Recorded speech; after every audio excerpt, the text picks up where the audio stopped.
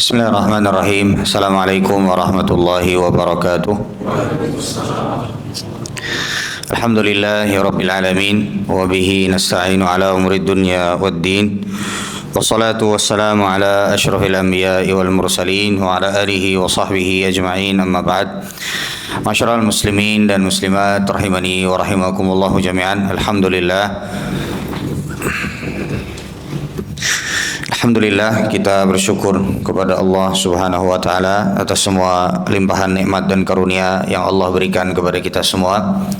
Semoga Allah Subhanahu wa taala merahmati kita semua, mengampuni dosa-dosa kita semua, dan menjadikan kita orang-orang yang bisa istiqamah di atas kebaikan sampai nanti Allah mewafatkan kita semua. Amin ya rabbal alamin. Masyarul muslimin dan muslimat rahimani wa rahimakumullahu jami'an. Kita akan kembali melanjutkan kajian kita.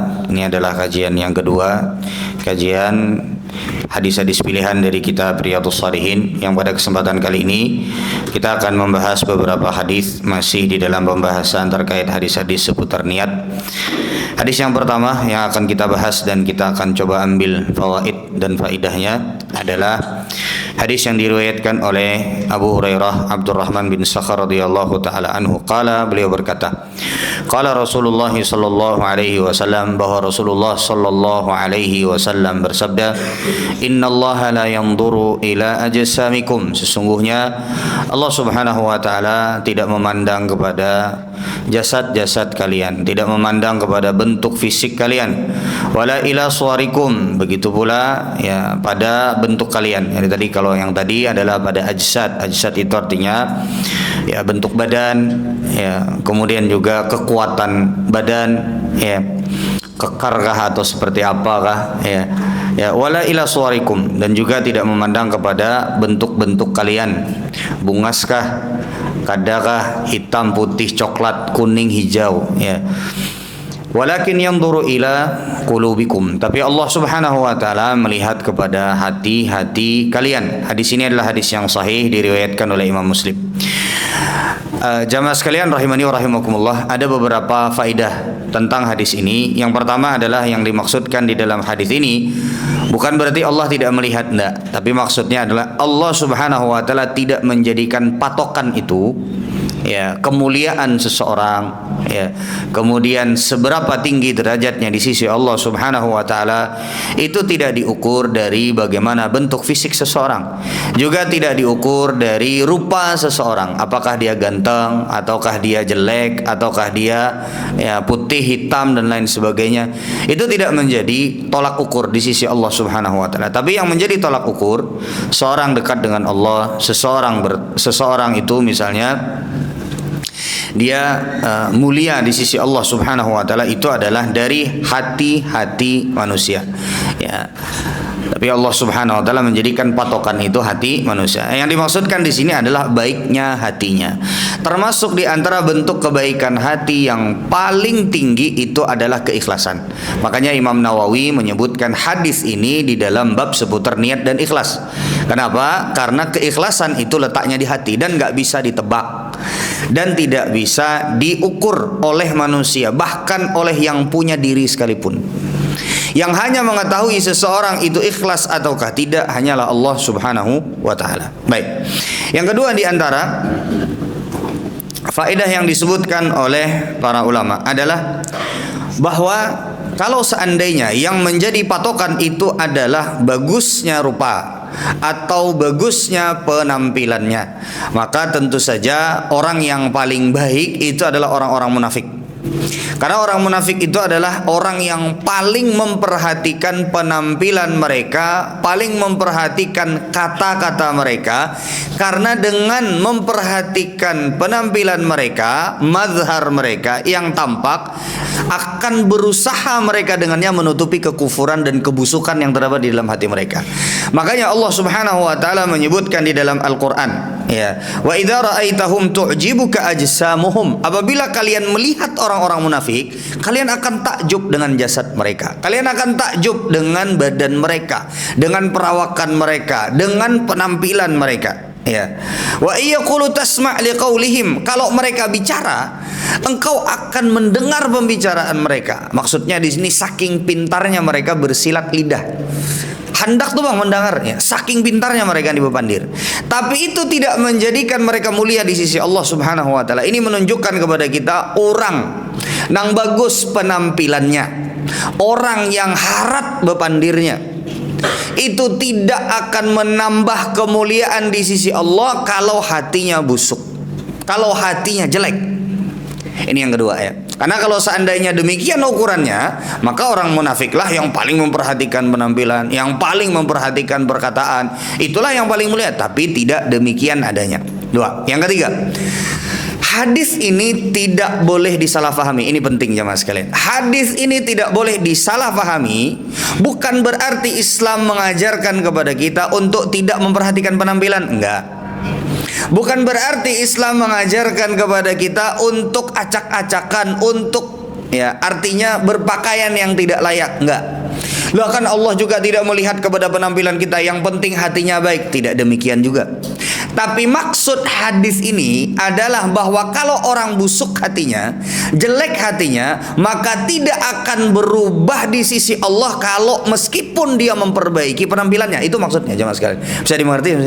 Jangan sampai nanti ada yang salah paham. Ustaz, kada jua dilihat serta oleh Allah Subhanahu wa taala. Kada jua dijadikan sebagai tolak ukur. Enggak. Di dalam hadis yang lain Nabi sallallahu alaihi wasallam menyebutkan, innallaha jamilun yuhibbul jamal.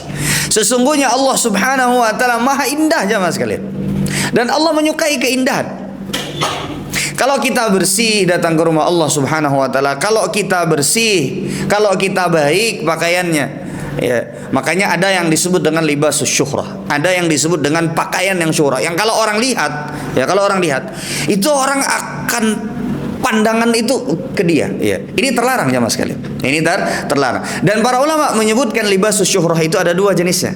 Yang pertama yang terlalu bagus benar, yang terlalu di atas benar sampai orang-orang itu takjub. Contoh, ya, ada orang datang pakai pakaian ya bergirap-girap seberataan sampai orang itu lihat semua kalau dia jalan. Ya, orang itu lebih susah. Sebaliknya ada orang yang bajunya misalnya dia mampu sebenarnya, bukan karena nggak mampu, tapi pengen menunjukkan kesederhanaannya, pengen menunjukkan kezuhutannya, akhirnya bajunya digunting-guntingnya. Jadi keluar rumah tuh bajunya rapit-rapit misalnya, dengan sengaja. Nah ini juga termasuk dari ya, yang tidak boleh dilakukan. Baik, sudah bisa dimengerti sebenarnya jamaah sekalian. Jadi artinya jamaah sekalian, yang dimaksudkan oleh hadis ini bukan berarti melarang berpenampilan baik, bukan berarti menyuruh kita untuk berpenampilan acak-acakan, sama sekali tidak demikian. Baik. Ya, kemudian yang berikutnya jamaah sekalian, para ulama menyebutkan di antara faedah yang keberapa ini jamaah sekalian? Keempat. Keempat apa ketiga? Keempat. Sekarang yang keempat. Ma yakunu fis suwari yazulu wa ma yakunu fil qalbi yabqa bal yazid. Kebaikan atau segala sesuatu, keindahan yang tampak itu lambat laun akan hilang. Tapi kebaikan yang tidak tampak, yang di dalam hati, semakin lama dia akan semakin bertambah indah. Makanya kalau kalian perhatikan, kalau kita ya, orang tuh kadang-kadang ada Tuhannya jamaah sekalian. Sabarataan itu Tuhan. Kita ini sehebat apapun lah, pian hendak bersuntik kancang kulit, ujungnya pasti akan keriput juga, pasti akan mati juga kita sabarataan. Ya, itu memang sudah sunnatullah. Memang tidak bisa berubah. Manusia itu semakin tua, maka bentuk fisiknya akan semakin menurun. Karena kalau dia akali, amunnya memang sudah bungkuk, ya bungkuk. Tidak bisa diakali. Tapi segala sesuatu yang terdapat di dalam hati, semakin lama kalau dia baik, dia akan semakin baik. Makanya jamaah sekalian rahimani wa rahimakumullahu jami'an, ya, kalau kalian perhatikan, yang paling banyak perceraian terjadi di kalangan siapa? Artis. Kurang bunga siapa artis itu. Tapi itulah tadi, ya, fisik itu, segala sesuatu yang tampak itu bisa hilang dan bisa berubah menjadi jelek. Bahkan bisa jadi asalnya jelek, ditutupi, akhirnya ketahuan. Jadi seperti itu. Tapi untuk urusan hati, makin lama kata para ulama, dia akan semakin baik. Kalau dia baik, makin lama dia akan semakin baik. Orang yang sabar itu makin bertambah usia, dia akan semakin menjadi seorang penyabar. Jarang ada orang dahulu penyabar lalu jadi kada penyabar, itu jarang. Tapi banyak orang yang dulunya nggak penyabar, makin tambah betuha, makin menjadi penyabar, makin menjadi bijaksana. Nah itulah tadi yang kaitannya dengan urusan hati, makin lama itu akan makin terasah dan akan semakin indah. Jadi seperti itu. Maka kalau kita mau baik, perbaikilah hati kita. Itu faedah yang berapa? 4. Sekarang yang kelima. Di antara faedah terkait dengan hadis ini adalah bahwa para ulama menyebutkan sebagaimana difirmankan oleh Allah Subhanahu wa taala, yauma tublas sarair, di dalam surat At-Tariq ayat yang ke-9. Para ulama tafsir menyebutkan yauma tublas sarair, hari di mana ditampakkan rahasia. Di antara bentuk rahasia itu adalah segala keburukan yang terdapat di dalam hati yang tidak tampak di hadapan manusia. Itulah kenapa jamaah sekalian, semua keburukan yang kita simpan di dalam hati itu semua akan ditampakkan oleh Allah kelak pada hari kiamat. Ya, kelak akan ditampakkan oleh Allah Subhanahu wa taala pada hari kiamat. Makanya di sini disebutkan yauma tublas sarair. Hari kiamat itu kelak akan dibuka semua rahasia. Maka di antara penerapan yang disebutkan oleh para ulama adalah urusan kita dengan orang lain itu adalah urusan yang tampak. Adapun urusan hati mereka itu adalah urusan mereka dengan Allah Azza wa Jalla. Bisa dimengerti sampai ini jamaah sekalian? Jadi urusan kita sama orang itu jamaah sekalian, itu adalah urusan apa? Yang tampak. Tapi urusan hati itu kita serahkan semuanya kepada Allah Subhanahu wa taala. Baik. Ini hadis yang pertama. Kita masuk ke dalam hadis yang kedua yang akan kita bahas pada kesempatan kali ini. Baik, hadis yang kedua adalah hadis terkait dengan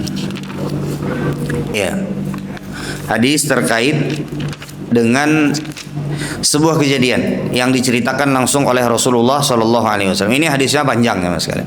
Dan ulun yakin pian pernah mendengar. Jadi hadisnya ulun akan ringkas poin-poin pentingnya saja dan kemudian kita sebutkan faedahnya.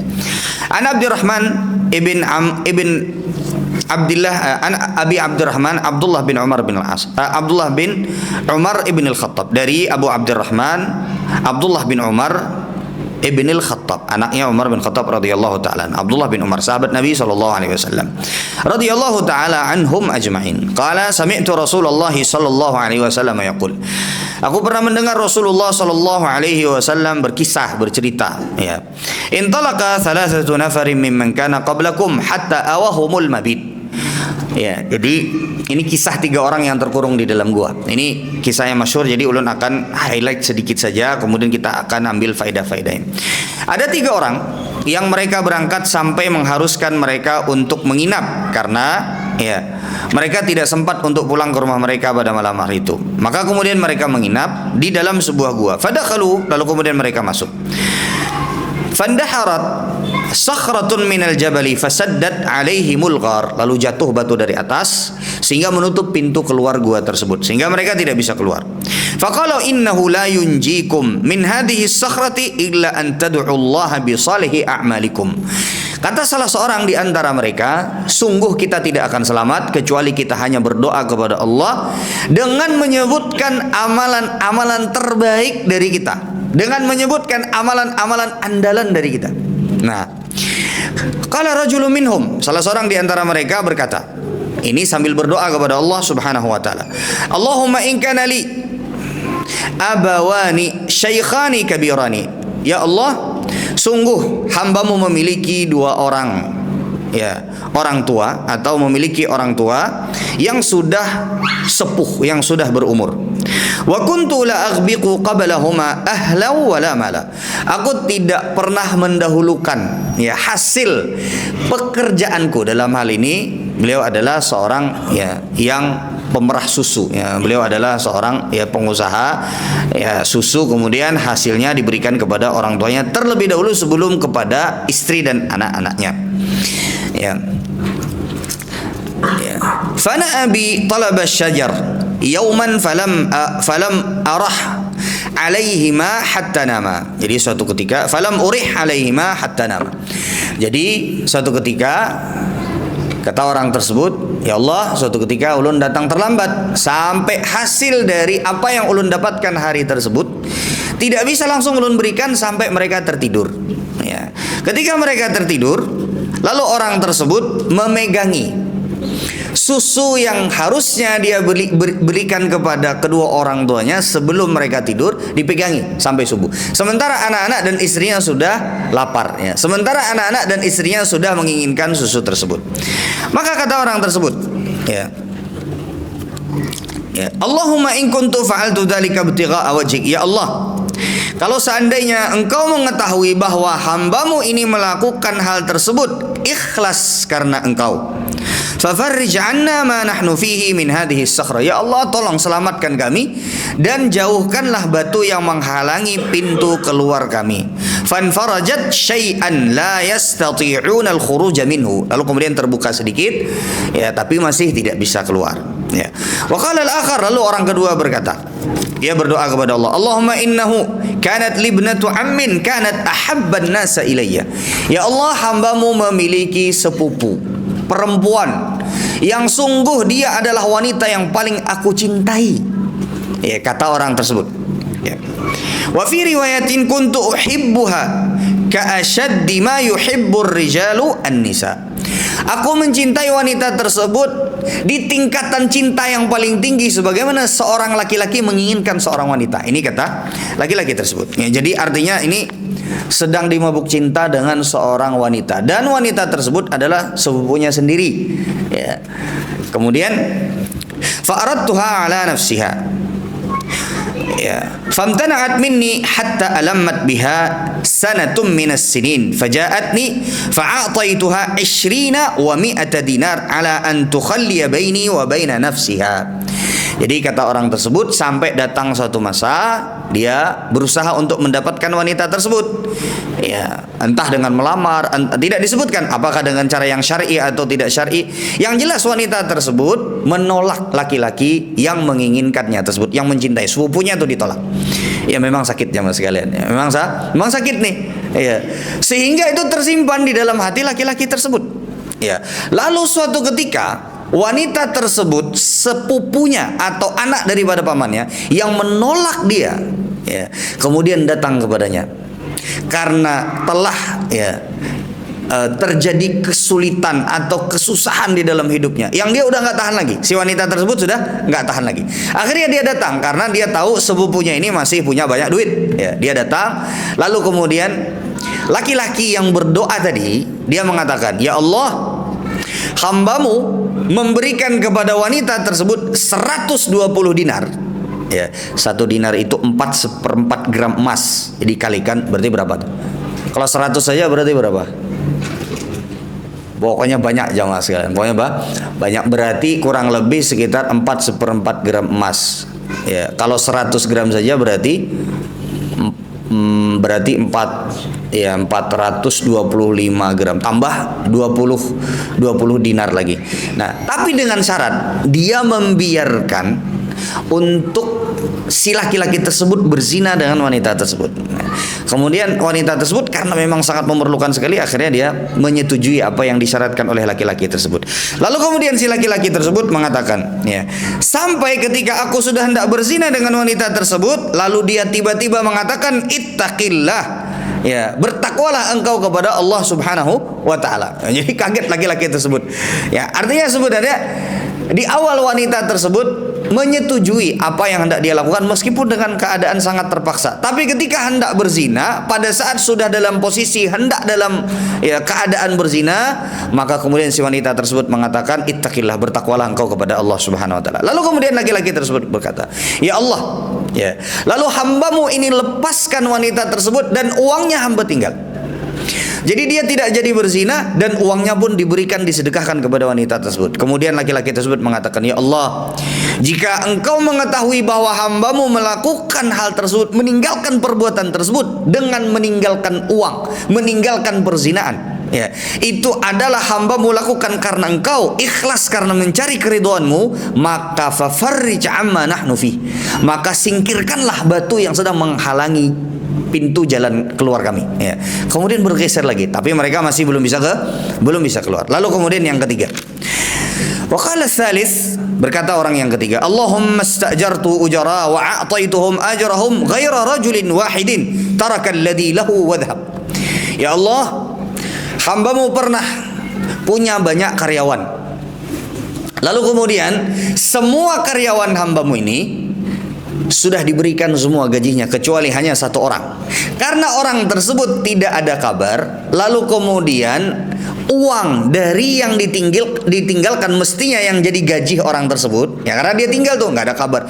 Dia sebenarnya bukan ada niatan untuk menyimpan gajinya, untuk menilap gajinya, atau untuk tidak memberikan gajinya, enggak. Karena orangnya emang nggak datang di hari dimana bagi gaji itu nggak ada, ditunggu-tunggu sampai lama nggak datang. Akhirnya uang tersebut dipakai untuk dia usaha, diputar sama dia sampai menjadi peternakan kambing, ya, sampai menjadi peternakan hewan ternak, ya, banyak sekali, ya, sampai menjadi harta yang berlimpah, berbagai macam peternakan. Lalu kemudian ketika datang orang tadi setelah beberapa tahun, setelah usaha yang dikembangkan dari hasil gajinya tadi itu menjadi berkembang, ya, dengan peternakan kambingnya, dengan peternakan ontanya, dengan peternakan sapinya. Lalu kemudian orang tersebut datang meminta gajinya. Lalu kemudian si majikannya tadi mengatakan bahwa semua yang engkau lihat pada saat ini dari harta-harta ternak, harta dan lain sebagainya, ini adalah milikmu. Kemudian orang tersebut mengatakan, atas kharubi, apakah engkau mengejekku? Karena dia tahu duit yang dia tinggal, upah dia beberapa tahun yang silam nggak segini banyaknya. Lalu kemudian orang tersebut menjelaskan bahwasanya ini adalah hasil gajimu yang aku kembangkan. Kemudian ya dikatakan fa akhadahu kullahu fastaqahu falam yatruk minhu syai'a. Kemudian orang tadi ketika mengetahui semua hartanya ini hasil daripada gajinya yang dulu, jakanya inya kada bepadah kada tahu juga. Lalu kemudian kata orang tersebut diambilnya semuanya tanpa disisakan sedikit pun. Jaka tidak tuh seikung kambing barang. Ini kepupuran benar orang nih jamaah sekali. Pian aja nah jaka nak itu nah. Pian ada duit bahari tertinggal, lalu kemudian setelah itu jadi banyak harta. Ini tarik habis sama sekali seikung-ikung kambing ada ditinggalnya. Tidak ada ditinggalnya, sedikit pun tidak ada ditinggalnya. Ini menjadi sesuatu yang membekas di hati orang tersebut. Lalu kemudian dia berdoa kepada Allah, ya Allah, kalau seandainya hambamu melakukan hal ini ikhlas karena engkau ya Allah, maka singkirkanlah batu yang sedang menghalangi jalan keluar kami. Maka kemudian setelah itu batunya pun tersingkir dan mereka semua keluar. Ada beberapa faedah yang disebutkan oleh para ulama terkait dengan hadis ini. Yang pertama jamaah sekalian adalah ta'arraf ilallahi fir rakha'i ya'rifka fis syiddah.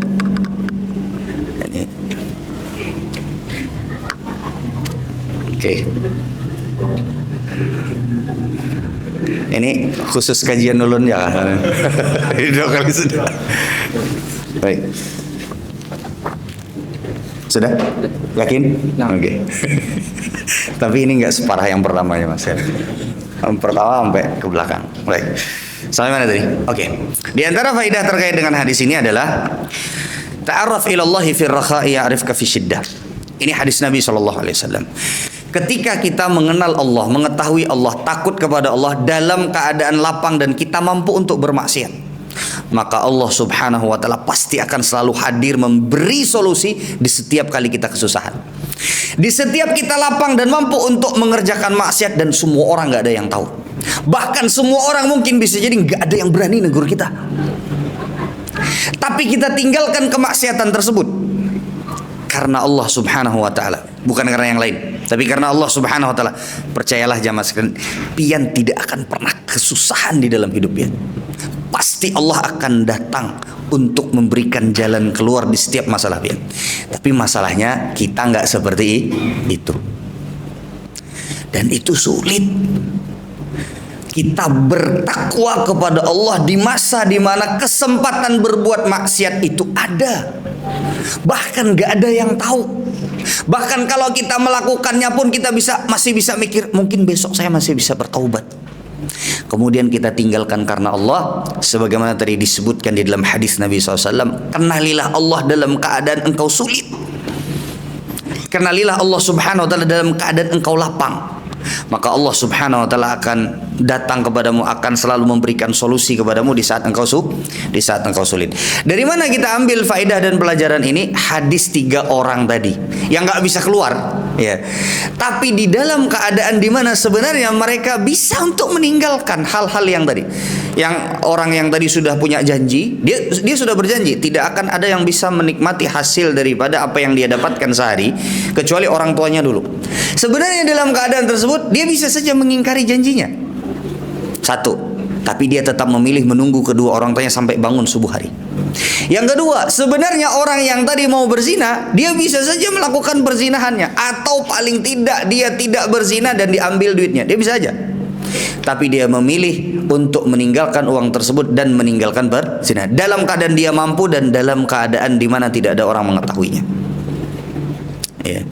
Yang ketiga, orang yang memberikan seluruh hak dari orang yang tertitipkan uangnya kepadanya. Seandainya orang tersebut tidak menceritakan, maka orang tersebut, si pegawai tadi akan menerima saja apa yang diberikan oleh majikannya tadi, tanpa dia akan bertanya kembali. Sudah bisa dimengerti sebenarnya? Ini yang pertama ya. Yang kedua, jemaah sekalian, di antara faedah terkait dengan hadis ini, ya, di antara faedah terkait dengan hadis ini adalah seseorang, ya, itu berharap bahwa Allah Subhanahu wa taala menjadikan dia ikhlas karena Allah Subhanahu wa taala. Amalan-amalan yang tadi dilakukan itu adalah amalan-amalan yang sulit. Tapi meskipun demikian, ketika mereka berdoa kepada Allah Subhanahu wa taala, mereka masih mengatakan, ya Allah, apabila Engkau mengetahui bahwa hambamu melakukannya karena ikhlas karena Engkau. Perhatikan di sini. Jadi tidak langsung memponis bahwasanya ulun ikhlas nah ya Allah. Tidak. Tapi mereka mengatakan, ya Allah, apabila Engkau mengetahui hambamu ini melakukan semuanya itu karena Engkau ya Allah, maka bukakanlah pintu gua ini, atau bukakanlah batu yang sedang menghalangi pintu jalan keluar ini. Jadi jamaah sekalian, di antara faedahnya adalah kita itu bahkan terhadap diri kita sendiri nggak tahu kita ikhlas apa enggak. Jadi kalau kita dalam posisi di mana kita berusaha untuk ikhlas, ya, kita nggak perlu bilang, ya Allah, nah ulun sudah ikhlas nah ya Allah. Ulun sudah. Allah lebih tahu apa yang ada di dalam isi hati kita. Bisa dimengerti sampai sini? Baik. Kemudian yang berikutnya adalah, ya, bolehnya seseorang menampakkan amal soleh atau menyebutkan amal soleh apabila memang ada maslahat dan keperluannya, sebagaimana tadi disebutkan. Mereka menyebutkan amal soleh mereka masing-masing. Ya, ini karena ada keperluannya, yaitu bertawassul dengan amal soleh. Dan di antara tawassul yang diperbolehkan adalah bertawassul dengan amal soleh. Kita menyebutkan amal soleh kita. Baik. Ada sebagian pertanyaan yang bertanya, Ustadz, ini kenapa? Ya. Apa yang dimaksudkan dengan hadis ini? Kenapa harus disebutkan terlebih dahulu? Ya, bukankah Allah Subhanahu wa taala udah tahu? Kenapa harus kita sebut lagi? Atau seolah-olah seperti kita tuker-tukeran nih, ya Allah, nih nah ulun nah melakukan ini nah. Ya, tolong bukakan. Apakah demikian adanya? Jawabannya jemaah sekalian, maksud daripada hadis tersebut adalah tiga orang tadi, seolah mereka mengatakan, ya Allah, amalan yang kami lakukan itu sulit dan tidak mungkin kami bisa melakukannya kecuali atas izin Engkau dan atas kuasamu. Itu semua amalan tadi sulit, jemaah sekalian. Dan ketika Engkau memudahkan kami di dalam ketiga perkara sulit tersebut, maka mudahkanlah kami untuk keluar dari gua ini. Bisa dimengerti? Sampai sini jemaah sekalian. Itu inti daripada doa mereka. Bukan ya Allah, tuker-tukeran ya Allah. Nih ulun sudah melakukan ini, nah ayo bukan. Nah, tapi maksudnya adalah, ya Allah, Engkau memudahkan, Engkau maha mampu untuk memudahkan kami di dalam beramal yang sulit tersebut, maka mudahkanlah kami sebagaimana Engkau mudahkan kami pada saat melakukan amalan yang sulit tersebut. Mudahkanlah kami untuk keluar dari gua ini. Baik, kemudian yang berikutnya jemaah sekalian, di antara faedah terkait dengan hadis ini adalah, ya, min sifatid du'a an yasifal 'abdu halatahu ad-dha'ifah 'inda ad-du'a. Di antara tanda orang yang serius di dalam berdoa dan berdoa dengan adabnya adalah dia menyebutkan kelemahannya dan keadaannya pada saat dia berdoa. Itulah yang disebut dengan inkisar. Kita betul-betul tawaduk di dalam pada saat proses meminta kepada Allah. Ya.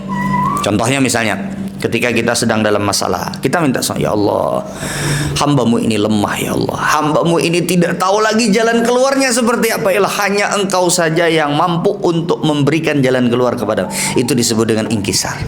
Itu disebut dengan menyebutkan kelemahan kita, menyebutkan apa yang sekarang sedang kita alami dari kesulitan, rasa sakit atau kesusahan, apapun kesusahan dan kesulitan itu bentuknya.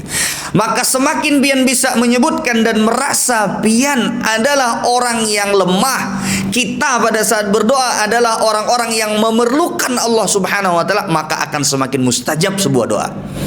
Itu jamaah sekalian. Jadi Allah tuh nggak suka kalau kita berdoa tuh seolah-olah seperti kita ini nggak butuh sama apa yang kita minta sama Allah Subhanahu. Allah nggak suka. Ya, makanya Nabi SAW menyebutkan ud'ullaha wa antum muqinuna bil ijabah. Berdoalah kalian kepada Allah dan dalam keadaan kalian yakin Allah mengabulkan apa yang kalian minta.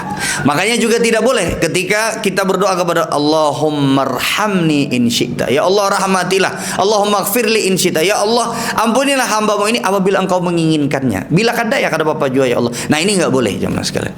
Ini tidak diperbolehkan. Kenapa? Ya karena ini bentuk kita menunjukkan bahwa kita nggak butuh-butuh amat sama yang kita minta. Dan itu adalah salah satu su'ul adab. Adalah orang yang tidak beradab pada saat dia berdoa kepada Allah Subhanahu wa taala. Baik.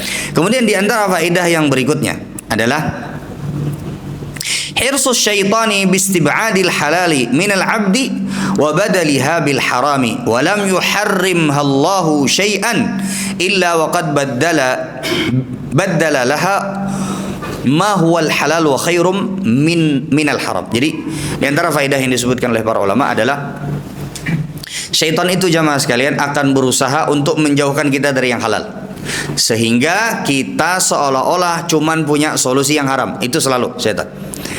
Padahal apabila dihitung mana yang lebih banyak, apakah yang halal ataukah yang haram, maka yang lebih banyak adalah yang apa? Yang halal. Dan tidaklah Allah Subhanahu wa taala menjadikan sesuatu itu terlarang dan haram kecuali di situ ada mafsadatnya, kecuali di situ ada kerusakannya, dan pasti Allah akan jadikan ganti yang lebih baik. Itu jamaah sekalian. Ulangi ya. Kaidahnya, syaitan akan berusaha untuk menjauhkan kita dari yang halal. Tuh. Yang dengannya akan terlihat seolah-olah solusi dari semua masalah itu hanya yang haram. Padahal Allah Subhanahu wa taala tidaklah mengharamkan sesuatu kecuali Allah jadikan ganti dari yang haram tersebut yang jauh lebih baik daripada dia. Memberi contoh. Zina itu haram. Makanya syaitan berusaha untuk membuat kita memandang bahwa menikah itu sulit. Dari jujurannya larang, dari prosesnya, ya, dan dari berbagai macam, misalnya galau taruh seolah seperti kada ada nahun, banyak aja jamaah sekalian, ya, banyak aja, ya. Jodoh itu insya Allah pasti akan bertemu, ya. Syaitan akan membuat seolah-olah menikah itu sulit, ya. Lalu, ya, syaitan akan berusaha untuk membuat menikah itu sulit. Nah, artinya yang nanti tersisa seolah-olah kita hanya bisa melihat oke, ini adalah yang haram saja diambil misalnya. Nah, padahal ya yang halal itu jauh lebih indah daripada yang haram. Belum beri contoh misalnya khamar, ya, minuman keras. Tolong jangan terlalu banyak yang jalan, ulun bisa ngeblank nanti. Tolong dikasih tahu itu. Dan dari tadi soalnya muter-muter terus. Oke. Sampai mana ya Mas sekalian?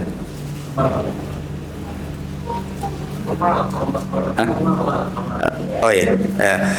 Khamar ya jamaah sekalian. Khamar diharamkan oleh Allah Subhanahu wa taala. Maka ada banyak sekali yang dihalalkan oleh Allah Subhanahu wa taala. Ya, ada banyak sekali yang dihalalkan oleh Allah Subhanahu wa taala dari minuman, makanan dan lain sebagainya. Baik, kemudian di antara faedah yang berikutnya adalah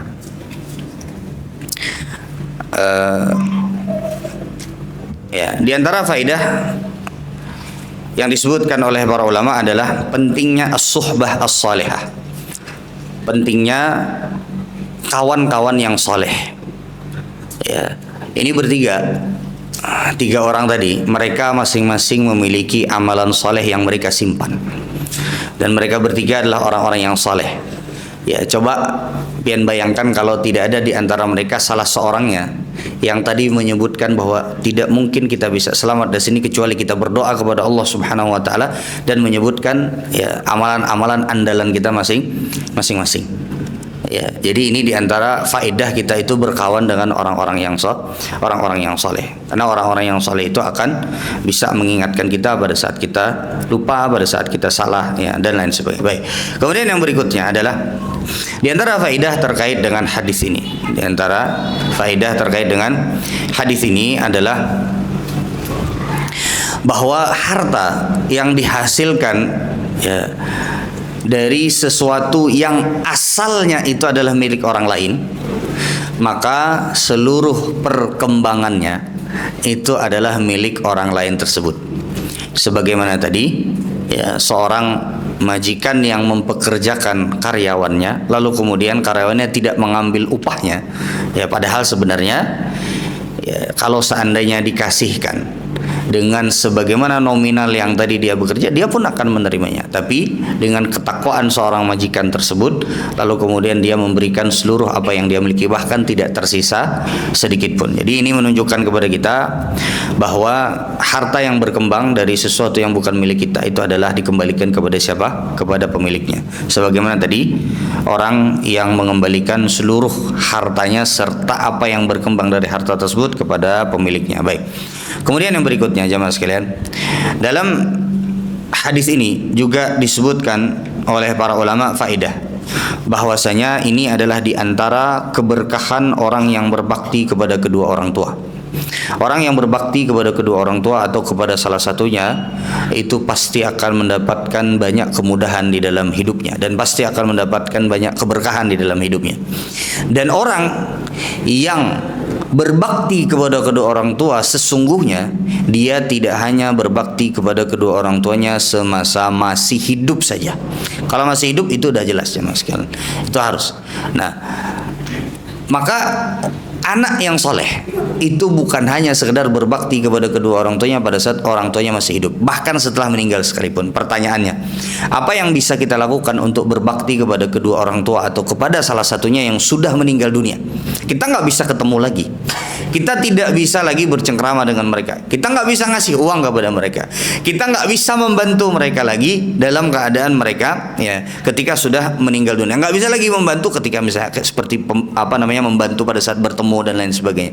Maka apa yang bisa kita lakukan untuk berbakti kepada mereka? Di antara yang disebutkan oleh para ulama, yang pertama adalah di antaranya adalah menunaikan wasiat-wasiat mereka. Itu di antara bentuk ya bakti seorang anak kepada kedua orang tuanya, menunaikan wasiat-wasiat mereka. Apabila orang tua masih memiliki wasiat yang belum ditunaikan, apalagi wasiat tersebut adalah yang berkaitan dengan harta, dan mereka meninggalkan harta yang akan diwasiatkan. Misalnya sebagai contoh, ada kuitan yang meninggal, sebelum beliau meninggal beliau tulis wasiat bahwa misalnya sepertiga dari harta yang ditinggalkan itu disedekahkan. Maka di antara bakti seorang anak adalah dia menyedekahkan ya sepertiga dari harta yang ditinggalkan oleh orang tuanya, ya, yang sepertiga harta yang ditinggalkan oleh orang tuanya yang dikeluarkan sebelum dibagi harta warisnya. Tapi kalau lebih dari sepertiga maka tidak boleh dikeluarkan. Baik. Kemudian yang berikutnya, di antara apa yang bisa kita lakukan ya pada ketika kita ingin berbakti kepada kedua orang tua kita setelah mereka meninggal dunia. Adzan terlebih dahulu. Adzan.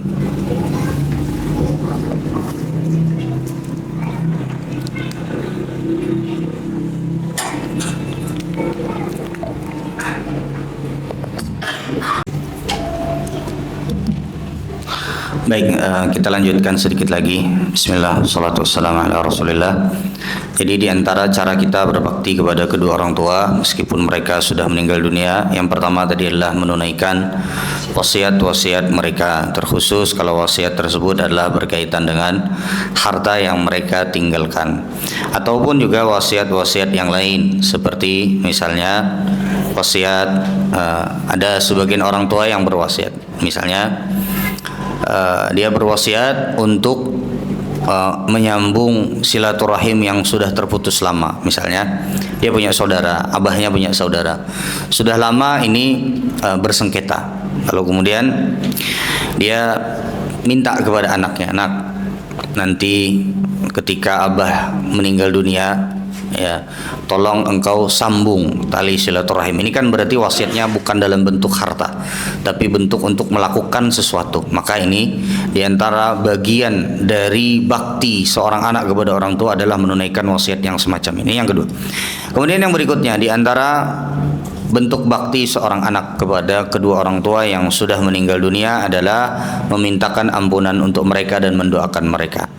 Sebagaimana disebutkan di dalam hadis yang masyhur, ada seorang yang ditinggikan derajatnya di sisi Allah Subhanahu wa taala di dalam surganya Allah, sampai mereka mengatakan, anna lana hadza, ya Allah, dari mana kami bisa mendapatkan derajat setinggi ini? Maka Allah Subhanahu wa taala mengatakan, maka disampaikan kepada orang tersebut, bistighfari waladikalak. Ini disebabkan karena karena anakmu memintakan ampun untukmu kepada Allah Subhanahu wa taala. Baik, begitu pula ini termasuk dari doa anak yang saleh yang kata Nabi sallallahu alaihi wasallam, awaladin salihin yad'ulahu, atau anak saleh yang memintakan atau berdoa kepada Allah untuk kedua orang tuanya.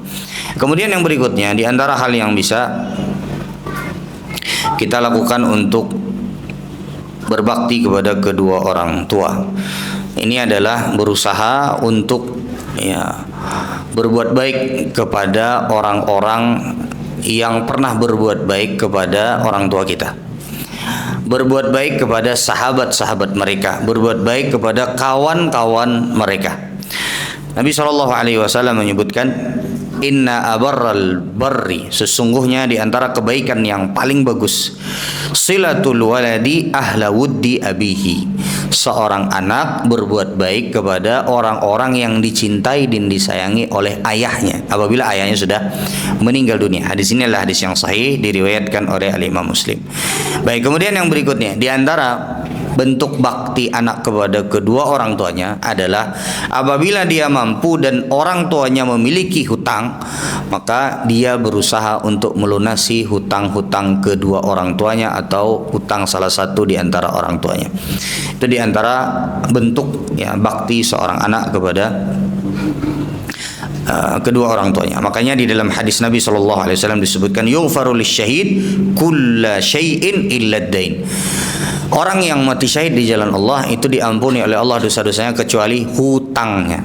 Kecuali hutangnya itu tidak lantas langsung bisa dihapuskan, karena dia akan berurusan dengan orang yang dia berhutang kepadanya kelak di hadapan Allah pada hari kiamat.